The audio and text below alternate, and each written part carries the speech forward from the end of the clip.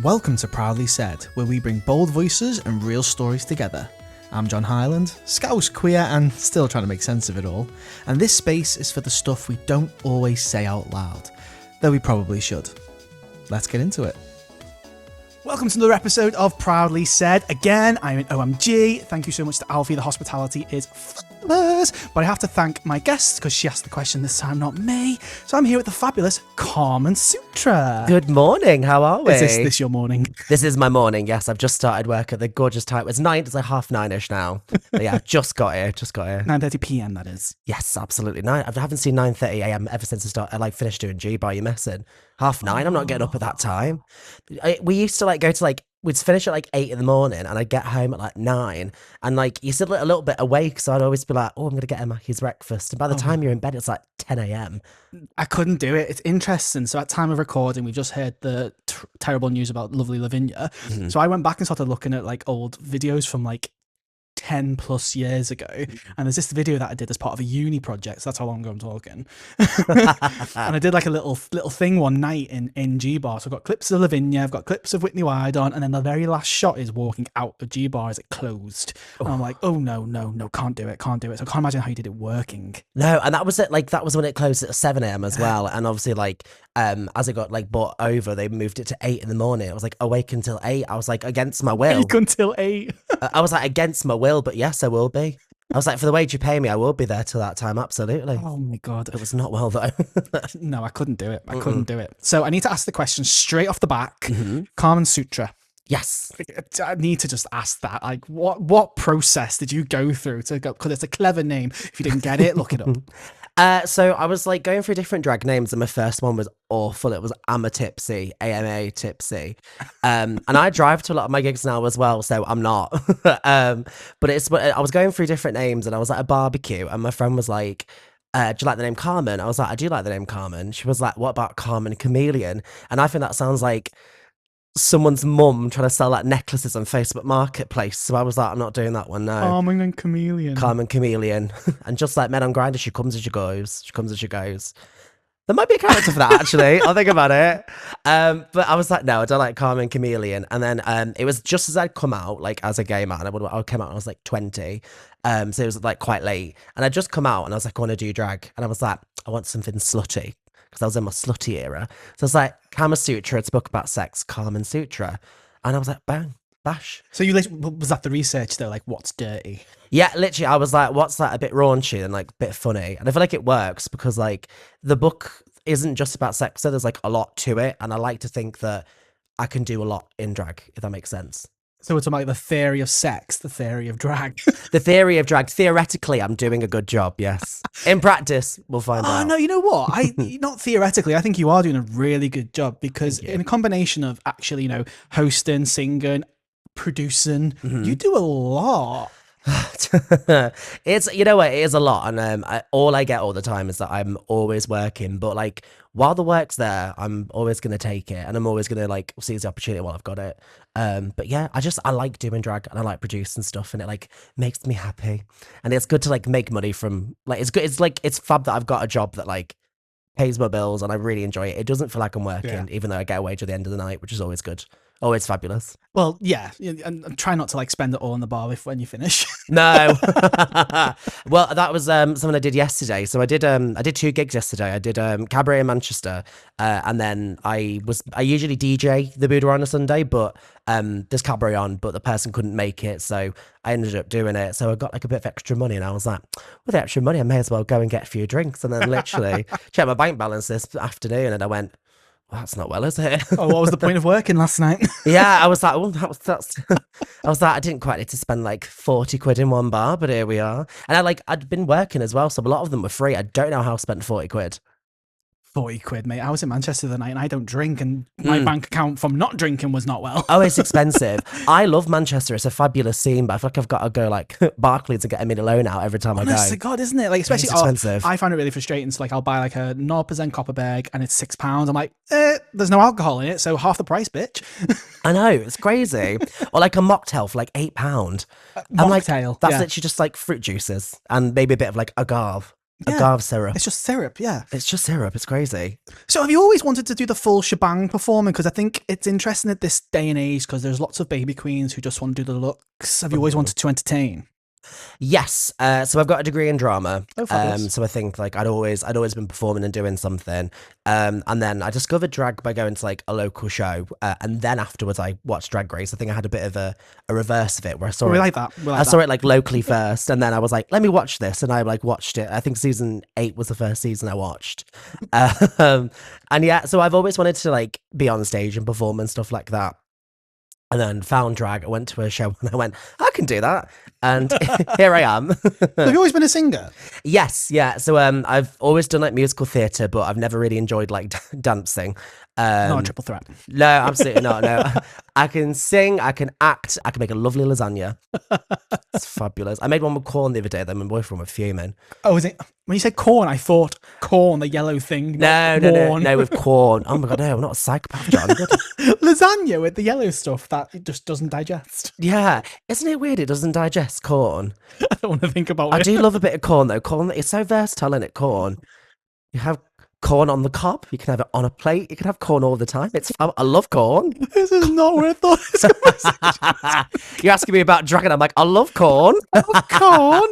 I just love corn. Have you seen on TikTok? You can't say certain words, and they call like, I think I can say this, like gay porn. They call it like pagon.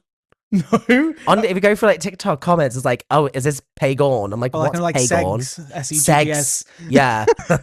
Maybe not. How long have you been in Liverpool? Because you keep talking about local bar, you know, when you first like started doing drag and all this, that, and the other, but she's not Scouse. Well, I am Scouse, but I didn't grow up here. So all my family are, my dad's Scouse and my mum is from St Helens, so we don't talk about that bit. Oh, you're still pretty much. It's close, yeah, it's close, yeah. But so my family are from the area, but I moved around quite a lot. So I moved to Northampton when I went to school there. Then I moved to Russia for 3 years. Okay. Yeah, so I lived in Russia for 3 years between like the ages of 10 and 13, and then I moved back to Northampton. Then I went to uni in Lincoln, Jesus and then Christ. I eventually started working in Liverpool. I was living in Manchester for a bit, and I'd done like some bits on the door there, but never anything like I like to do now. Like obviously I like DJ and perform, but I hadn't really done much of it there. And then I moved to Liverpool in, I want to say 2021. So I've been here for like 4 years now. Wow. But yeah, I've been working on the scene since 2020 is when I started. And did you just go straight in doing the do, or did you like do what's there's like a little trajectory that we see with certain queens where it's like you're the door whore, then you do a Regina and you sell the shots. She loves the shots apparently. A shillup, yeah. I was like, yeah, sure. I messaged her. I went, sure, girl. I got really lucky actually. So I did like a show during lockdown at Masquerade with like an outside company, and then the owner just said to me like, we really liked you and we want to like take a chance on like a newer queen, so do you want Wednesdays and Saturdays at the Masquerade? Wow. And I still to this day do Wednesdays and Saturdays at the Masquerade. I like the Masquerade as well because It's a lovely venue. It's just because it's got so much history, and like I feel like if you do the Masquerade, then you know you're onto a winner. Yeah. Oh, I love it so much. It's such a lovely bar. I'm really lucky with all the bars I do actually, because like all of them are like really supportive managers and really supportive staff, and all the regulars are really lovely and kind as well. So yeah. Do you find like you've got your regulars? Oh, absolutely, yeah. So I'm neurospicy. I'm very autistic. I love that phrase. It's why I went on about corn for about 20 minutes. And I find that like I'm a bit like the Pied Piper for other like autistic people. So like all of my regulars are like gorgeous autistic neurospicy people, and like I like my regulars on a Wednesday at the Masquerade, for example, are Yvonne, who is a lovely supporter of mine. She supported our Viv before her passing as well. I've also got a guy called Aiden who comes in every Wednesday and he'll just show me what he shoplifted that week. And it's like, oh my God. But it's like the most random stuff. And he's like, this is like my beans, and this is this, and this is that. And he brings his sister with him, and it's like a lovely affair. And then there's like a guy called Joel who loves trains, and he tells me all about trains. And I'm just there like clicking play to like Madonna songs. And I'm like, tell me more about trains. Yeah. Oh, bless. That's so cute. I'm like, what have you nicked this week, Aiden? Oh, lovely. Oh, you want to hug Yvonne? Absolutely. I'm like going down the line. I've got like some lovely regulars. But yeah, it's an interesting bunch, and I'm very lucky. I think you're onto something, and this is just a big shout out to Yvonne, that that, you know, if Yvonne loves you, then you're the next Drag Race winner, babe. I mean, I was like, you know what? On the topic of Drag Race, I mean, I feel like I'm dressed as a bit of a knockoff I today. was gonna yeah. get to that, like, but yeah. I haven't applied for the last one, and I love Drag Race, but I don't know whether it's something I'd want to do. You know? Really? Well, to be Yeah. fair, I think, you know what? I've had these conversations with different people, Viv included, that it's, as it's progressed, like, it was amazing. I mean, I've not watched the American one since like season 9, if I'm honest with you. I just feel like it's overly Americanized in the sense that I don't get half the jokes. I don't get half the celebrities they've got on it. Oh yeah, half of them. I'm like, what? Who? Yeah, they've not like hit global recognition or whatever. And I'm just like, I just watched the UK one, just one, to see if I know any of them, and two, because I get the humor. Yeah. But it's getting to that point now where I feel like it's just oversaturated, and there's so many queens who go on it who then just go back to their usual jobs, which isn't a bad thing. No, do you know what I mean? I think this is the things that like I look at other people's careers and I'm like, what are they doing after Drag Race? And I think per season there's like 2 that are like standouts that do loads, and then everyone else kind of goes back to what they were doing. And I think there's nothing wrong with that. Like if I did get on Drag Race, I wouldn't quit any of my work here. I just throw an extra couple hundred on me of a freelance stuff. Book the Drag Race. When they put Drag Race on the back poster, up that price. Oh yeah, absolutely. I'll get at least another 20 quid per night. It'd be great. Yeah, well, I mean, that pays for your taxi there and back. This is true. Yeah, absolutely. Or it'll pay for my fuel, because like Liverpool, obviously, like everything's really close. It'll pay for my fuel for the week. Yeah, that's true. That'd That's be great. true. Yeah. Are you a bit of a social media person, or are you just mostly like, I'm going to do my events where I am, or... I try. I try and put out like so I put my where I am that month up, and like I've Oh like, yeah, your listings. my list. Yeah, I'm like, this is where you can find me this month. And I try and post like at least once a month on Instagram. I wouldn't say like that's where like I thrive. Like I just prefer like getting to the gig and doing The like gig. the show there, yeah. But I kind of leave my socials to like my boyfriend. Like he does like a lot of like the design stuff for me. So I'm aware of it and I know it's important, but The only reason I was not asking great. is just because on the subject of Drag Race, because I think there are some queens who go on it who then do really well on their socials. They might not necessarily be not, I wouldn't say booking the gigs, but they're not like, because I think the person who's doing the best, personal opinion, since being on Drag Race as a winner, is Danny Beard. Oh, Like, they're absolutely. flipping everywhere. But then there's some like, so for example, Blue Hydrangea, love Blue. But I don't think, even though she won a season, she's not like everywhere, but her socials are fabulous. Yeah, and well, I clocked on the other day, right? And I was like, oh, I'll go through my TikTok and see what's happening. And then I go on there and I see Blue Hydrangea dressed as a Labubu. Blue is creative, I'll give her that. She was a La Blue Blue, I think. That's what she was meant to be. Blue. It's a mouthful, isn't it? Yeah. La Blue. I just went, right, lovely. So yeah, Blue Hydrangea is doing really well with social media and stuff like that. And I think Drag Race is what you make of it. Like you'll go on, you'll get some gigs from it. Like it is like a televised program. Yeah, of course. You'll get some bits from it, and then like it's what you make of it after, I think. So if I was to do it, for example, I think I would do my best, market it, do all the gigs that come with it, keep all my residencies back home, and then try and do some like cameo stuff like that. But someone like Blue, like uses their social media to make like viral videos, and you make money off TikTok, stuff like that. So yeah, I think Blue is a good example of not necessarily doing like loads and loads of gigs, although I know she does have them, but I think her social media is like where she makes most of her money post Drag Race. And I say, as a creator, so I think that just segues me a little bit into what I think you're really good at, or like what you try and do. I think definitely in Liverpool is create stuff.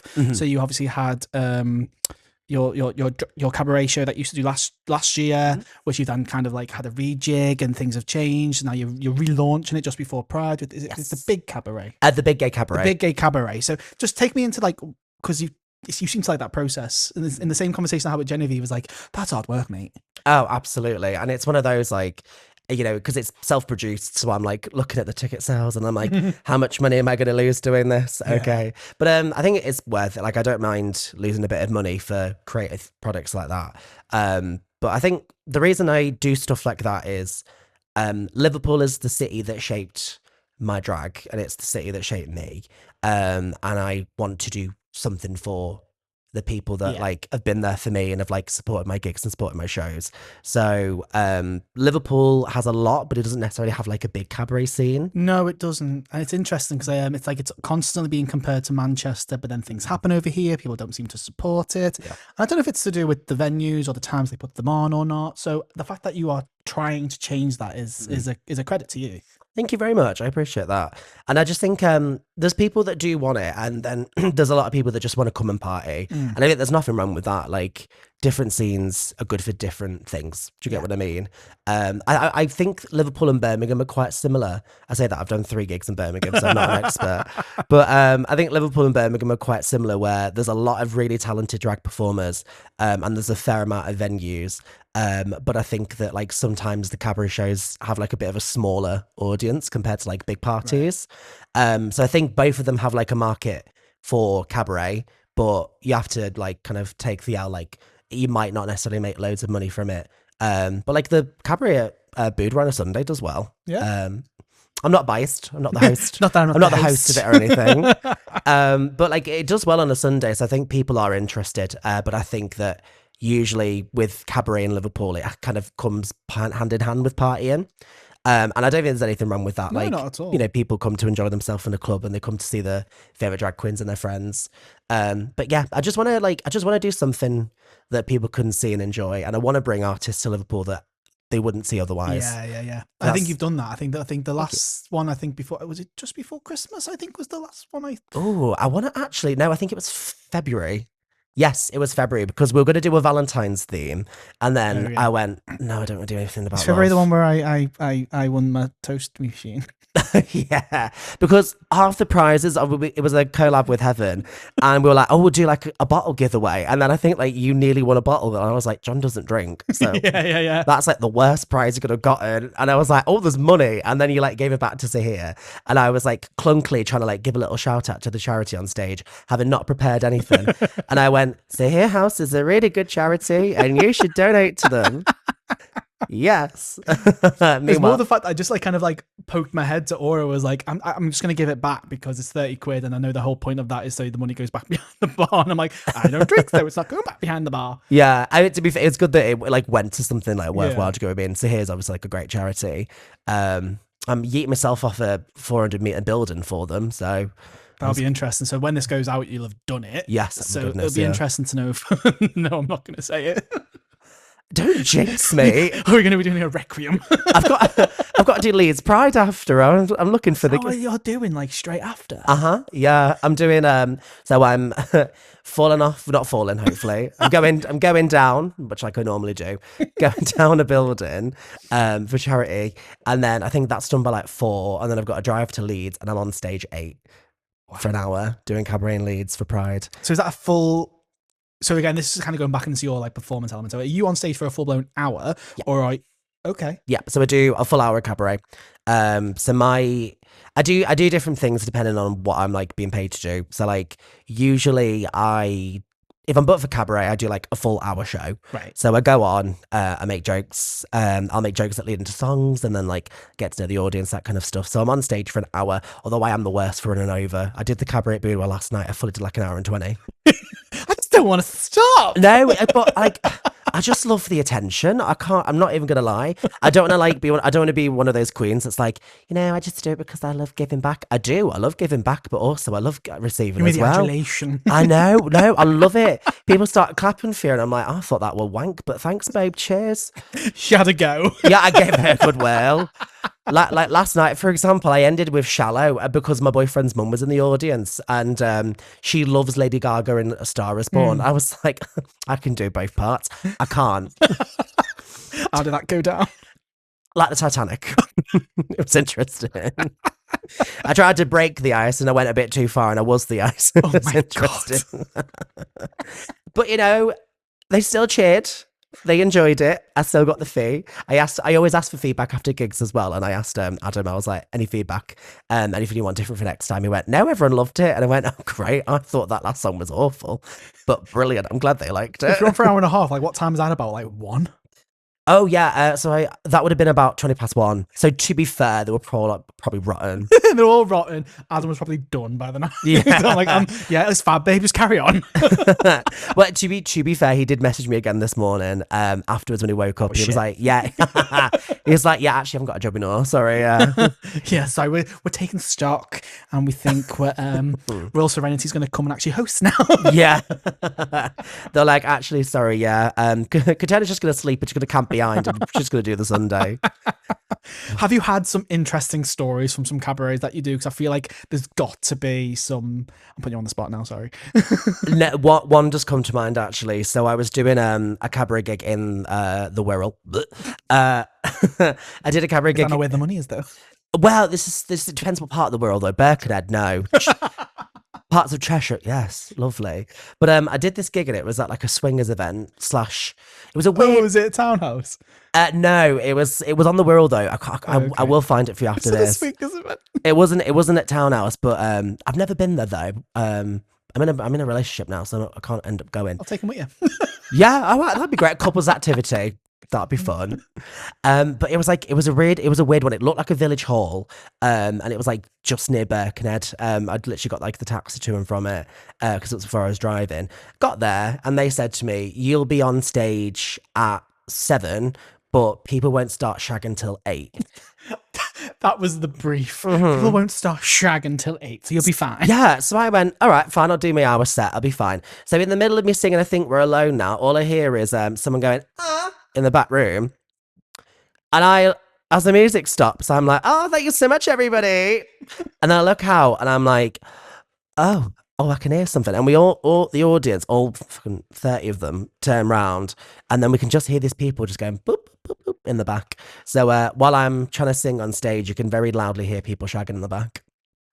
I'm very confused. Like, why was you booked? I don't know. Not like you personally. That just seems like a really bizarre. Come and watch a drag queen perform and then go have sex. Well, they do it in the Eagle in Manchester. So That happens after Sunday service. oh yeah, there's a dark room in the back, girl.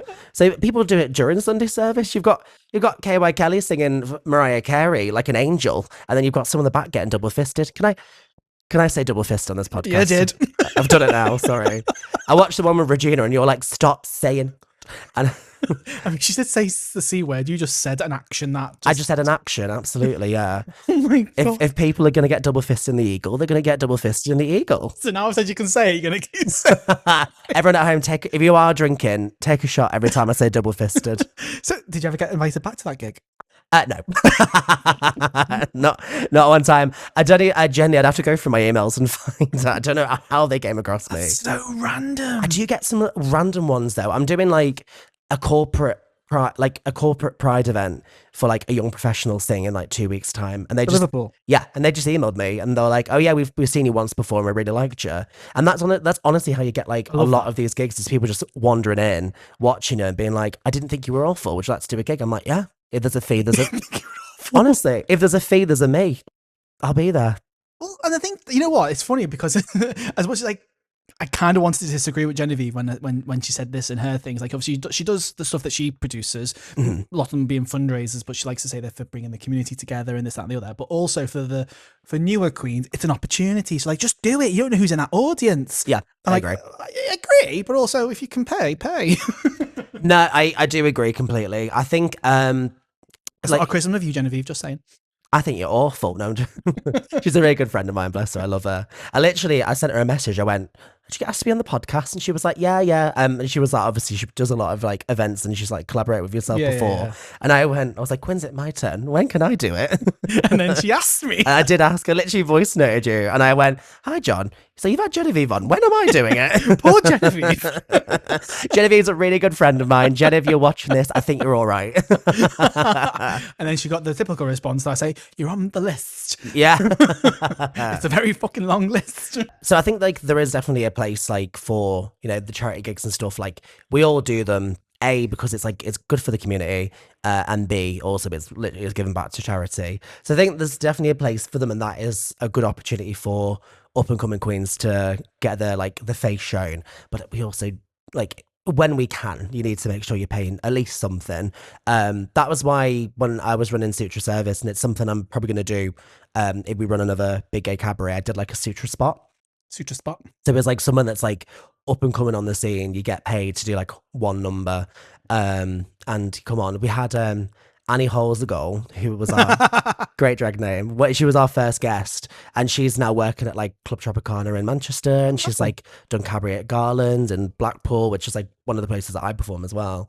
And yeah, like she has done really well. I'm not saying it's just because of the. I was going to say, it's not just because of the one Sutra gig. spot. It's because of me. No, she's done really well. Like she's worked her ass off, but I think like she just says thank you all the time for having her, and I'm like, absolutely. Like she was fab. She was great. She did a really good job. The audience loved her. And yeah, it was really nice having her. It's like, it's nice to platform people that are talented and like just haven't had a gig yet. So go on then. I'm going to put you on the spot. If you could, in this moment now, give someone a Sutra spot, who would you give it to? Like who's on your radar? Like, oh, I'd love to get them on stage. Okay, there's a few. Of course there is. in just Liverpool specifically, there's the Spectra, who's a new queen. She did the Eurovision event. Yes. I'd definitely like to give her the Sutra spot at some point if it does come back. Siren in Manchester. Yeah, she's gone to Manchester, hasn't she? We've lost her to Manchester. Hope you're having fun, girl. She's just done the on-bar gig. Yes, she did Attention. Yeah, that looks really camp. She was wearing the outfit she was wearing at the Eurovision event. Yeah. She's really good as well. Not so much the Sutra spot because she is known, but also Robin Renee. She's a fabulous fab babe. She's Genevieve's daughter. She's a really great AFAB queen. She's covered me a couple of times as well, actually, at some gigs. And she's covered here at OMG as well. Fab. She's really good. They're like the ones that stick out. I'd say Spectra and Robin, and also Siren, but she's just done like a massive competition. So yeah, and she's in Manchester. So she'll probably get. She needs to be. She'll probably get booked anyway. She'll be fine. Yeah. But yeah, they're the two that come to mind. Lovely. Right, so because it's a half-an-hour podcast, and we can talk for ages. Yes. One last thing I like to do towards the end of the podcast is just put the guests on the spot, because obviously this is a Scouse podcast. If I was to ask you to name one thing, one person, one song, one food, one music, one anything that screams to you Liverpool, what would it be? Treat Me Like a Slut by Kim Petras. What? Are you saying that all Scousers are slags? No, oh my god, no. It's because like there was like this really big renaissance, not renaissance. So like, there was this really big like summer where that had just come out. I think it was like 2022, and that was the only song that people were asking me for. Everyone was like, "Have you got Treat Me Like a Slut by Kim Petras?" I was like, "Of course I've got Treat Me Like a Slut by Kim Petras." So that one song reminds me of Liverpool's gay scene. It's not. I'm not saying everyone's a slag, although a lot of you are. It just generally reminds me of the city, and it's like every time I listen to it, it reminds me of like OMG on a Saturday night at like 4 a.m. I love that where you've got this one thing that's like, yeah, that's my Liverpool. No, absolutely, yeah. Because like Liverpool's got a lot of things, hasn't it? Like it's known for music. It's like the people here are genuinely really friendly. Like you go to other cities and it's not that way. I did a gig in London the other day and nearly scrapped someone on the tube. Yeah, awful. There was a time I wanted to go to London and very quickly was like, no, I love performing in London, but the visiting. Yeah, I would never live there, no. But like the audiences don't make it easy, especially in like Soho, because they're so used to drag as well. You have to work to get them on their side. Hi, I'm from Liverpool. Well, to be fair, they're nice to me because I think they think that if they're rude to me, I'll rob them. And they probably had enough shit from when Brenda does like the RVT as well and stuff like that. This is true, yeah. But like, so when I do the Admiral Duncan in London, I always find the audience like you have to work harder. But I really like that. I like working hard. Oh, I suppose because then if you get that like that response, you're like, I might have done it. Yeah, that's exactly it. Yeah, that's interesting. I like work. Sometimes I like a hard audience. I like to get them on my back. Like a hard audience. I like it. Anything hard. Why do you think that is though? Does that mean that? Do you think that we enjoy it more up here and we just are easily entertained, or down south just? Well, to be fair, I think it depends what venue. I think because they have so much cabaret, I think they've seen it all. Whereas in Liverpool, there's not as much cabaret. So when it is on, I think people are just like appreciative that it's happening. Yeah. That makes sense. But like in London, like this is like it's everywhere, isn't it? That is true. Yeah, and you got all these. Sorry, you got all these like these like queens up and coming. Like you go into London and next minute they're on Britain's Got Talent or Drag Race. Well, yeah, it's like, oh, my drag originated in Northern Ireland, but I live in London now.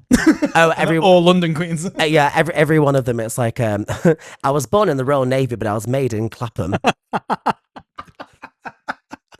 And it's like, oh, are you from London? It's like, oh, there's 7 London queens, and the other 4 are like Manchester, and there's like 1 from like Keighley in Yorkshire. Yeah, and it's like, where did they find you? But all the queens will be from like literally all over the UK, but they're all like living in that one area. It's like, so they're Manchester, so they're London. Fuck off. Well, I think because like Manchester and London, I would say like probably the 2 biggest like queer scenes in the UK. People just kind of flock to them, don't they? Yeah. So it's like Manchester. I find there's more queens from like all over, whereas Liverpool, it's a lot of like with a few exceptions, it's a lot of Scousers. It's local queens, and then like as like some of those up and coming queens you mentioned are students. Yeah, who are finding their drag, and then we're probably off. Well, they were born here. Yeah, my drag was born. I was born in OMG Liverpool. Well, yeah. So, thank you for joining me. I really appreciate it. Where can people find you online, physically? So online, you can find me on Instagram at Carmen Sutra Queen. Don't follow me on TikTok because I'm awful at it. And I'm on Twitter X. I'm on X. Do you use it? Yeah. I like to I tweeted some interesting things. I just tweet what I'm thinking. And follow porn accounts. Oh yeah, but that's my bookmarks. That's different. That's not what I'm following. I'm on there at Sutra_Carmen. I tweeted today. So last night, my boyfriend's mum was in the cabaret, and I told the story of how we met. And I met him when I was in a sex swing in Gran Canaria. So we told his mum. We were like, we met on holiday, and then I can't even think of a response. I was like, I'm not gonna lie, I'm not gonna change my cabaret set for his mum. So she found out, and she went, are you telling me my son's a slag? And I went, yes, Debbie. Yes, Debbie. He was. Now he's my loving partner. Yeah, now he's an angel. I won't go that far, but yeah, he's my lovely, lovely boyfriend. Oh, that's hilarious. Yeah. So yes, in person, I do every Monday at OMG, every other Tuesday at Centre Stage Manchester, every Wednesday at Masquerade, every other Thursday at OMG, Friday wherever's booked me, Saturday Masquerade, but I do sometimes do like cabaret gigs on the Saturday, and then the Sunday I do Superstar Boudoir. So come see me. I was loving the. I'm thinking. I was literally, the clocks were turning. I went, where am I? Where's the list when I need it? I've got tomorrow off, and I'm so excited. I've done like 8 gigs in a row, and I'm so ready for bed. You're gonna sleep all day?